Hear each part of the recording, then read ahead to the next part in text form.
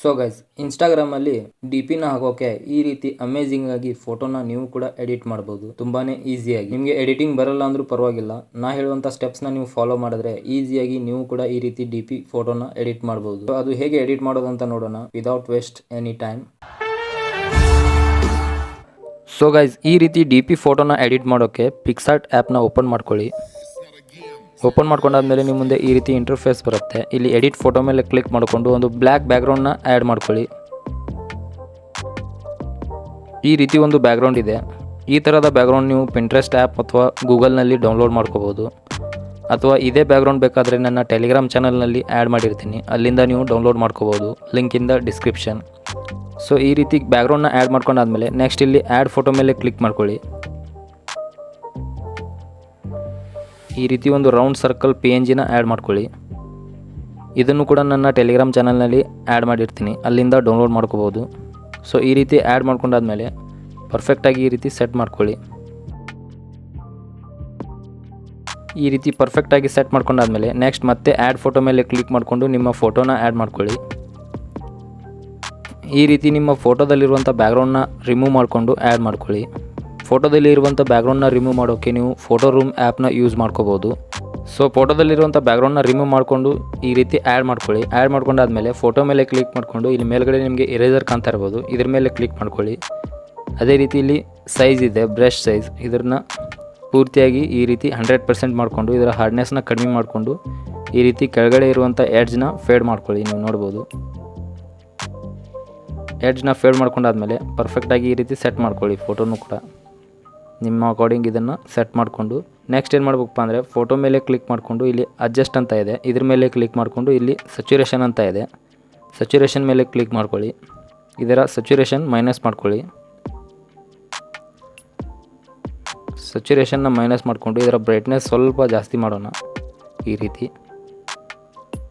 ರೀತಿ ನೀವು ಪರ್ಫೆಕ್ಟಾಗಿ ಕಲರ್ ಸೆಟ್ ಮಾಡ್ಕೊಳ್ಳಿ ಬ್ಲ್ಯಾಕ್ ಆ್ಯಂಡ್ ವೈಟಲ್ಲಿ.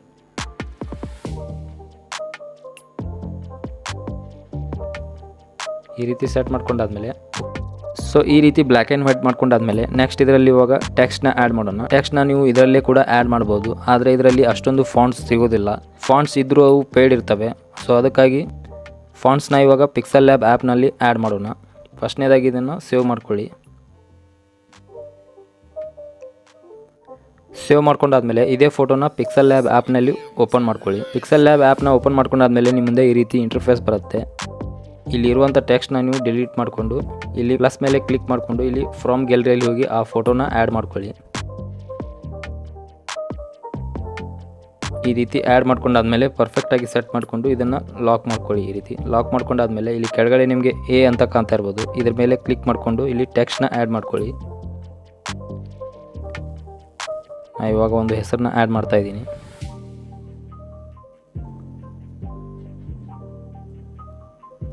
ಈ ರೀತಿ ಹಾಕ್ಕೊಂಡಾದ್ಮೇಲೆ ಕೆಳಗಡೆಯಲ್ಲಿ ನಿಮಗೆ ಫಾಂಟ್ಸಲ್ಲಿ ಹೋಗಿ ಇದರ ಫಾಂಟ್ಸ್ನ ಚೇಂಜ್ ಮಾಡ್ಕೊಳ್ಳೋಣ.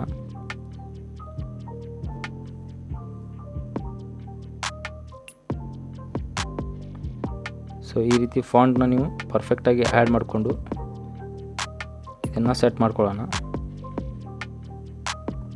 ಸೆಟ್ ಮಾಡ್ಕೊಂಡಾದ್ಮೇಲೆ ಇದರ ಒಪೆಸಿಟಿ ಕಡಿಮೆ ಮಾಡ್ಕೊಳ್ಳಿ.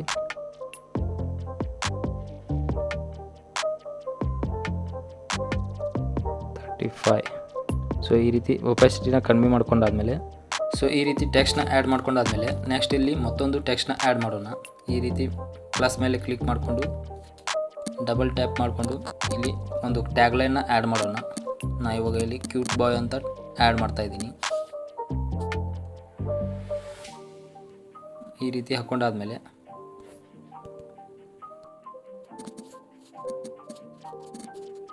ರೀತಿ ಹಾಕ್ಕೊಂಡಾದ್ಮೇಲೆ ಮತ್ತೆ ಫಾಂಟ್ಸಲ್ಲಿ ಹೋಗಿ ಈ ರೀತಿ ಸಿಗ್ನೇಚರ್ ಸ್ಟೈಲ್ ಫಾಂಟ್ಸ್ನ ಆ್ಯಡ್ ಮಾಡ್ಕೊಳ್ಳಿ. ನೀವು ನೋಡ್ಬೋದು, ಇದರ ಮತ್ತೆ ಇಲ್ಲಿ ಕಲರ್ಸಲ್ಲಿ ಹೋಗಿ ಈ ರೀತಿ ಕಲರ್ನ ಸೆಟ್ ಮಾಡಿಕೊಂಡು ಇದನ್ನು ಪರ್ಫೆಕ್ಟಾಗಿ ಈ ರೀತಿ ಸೆಟ್ ಮಾಡ್ಕೊಳ್ಳಿ. ನೀವು ನೋಡ್ಬೋದು ಯಾವ ರೀತಿ ಕಾಣ್ತಾ ಇದೆ ಅಂತ. ಜಸ್ಟ್ ಓಕೆ ಮಾಡಿಕೊಂಡು ಇಲ್ಲಿ ಮತ್ತೆ ಈ ರೀತಿ ಸ್ಲೈಡ್ ಮಾಡಿಕೊಂಡು ಇಲ್ಲಿ ಸ್ಲೈಡ್ ಮಾಡ್ಕೊಂಡಾದ್ಮೇಲೆ ಇಲ್ಲಿ ಶಾಡೋ ಅಂತ ಇದೆ, ಇದ್ರ ಮೇಲೆ ಕ್ಲಿಕ್ ಮಾಡಿಕೊಂಡು ಇದನ್ನು ಎನೇಬಲ್ ಮಾಡ್ಕೊಳ್ಳಿ. ಈ ರೀತಿ ಕಲರ್ ಮೇಲೆ ಕ್ಲಿಕ್ ಮಾಡಿಕೊಂಡ್ರೆ ಸೇಮ್ ಕಲರ್ ಮೇಲೆ ಅದು ಈ ರೀತಿ ಗ್ಲೋ ಆಗುತ್ತೆ. ನೀವು ನೋಡ್ಬೋದು ಯಾವ ರೀತಿ ಕಾಣ್ತಾ ಇದೆ ಅಂತ. ಈ ರೀತಿ ನೀವು ಡಿ ಪಿ ಫೋಟೋನ ಎಡಿಟ್ ಮಾಡ್ಕೋಬೋದು. ಎಡಿಟ್ ಮಾಡ್ಕೊಂಡಾದ್ಮೇಲೆ ಇಲ್ಲಿ ಮೇಲ್ಗಡೆ ನಿಮಗೆ ಸೇವ್ ಆಪ್ಷನ್ ಕಾಣ್ತಾ ಇರ್ಬೋದು. ಇದ್ರ ಮೇಲೆ ಕ್ಲಿಕ್ ಮಾಡಿಕೊಂಡು ಇಲ್ಲಿ ಸೇವ್ ಇಮೇಜ್ ಮೇಲೆ ಕ್ಲಿಕ್ ಮಾಡಿಕೊಂಡ್ರೆ ಸೇವ್ ಟು ಗ್ಯಾಲರಿ ಮಾಡಿದ್ರೆ ಈ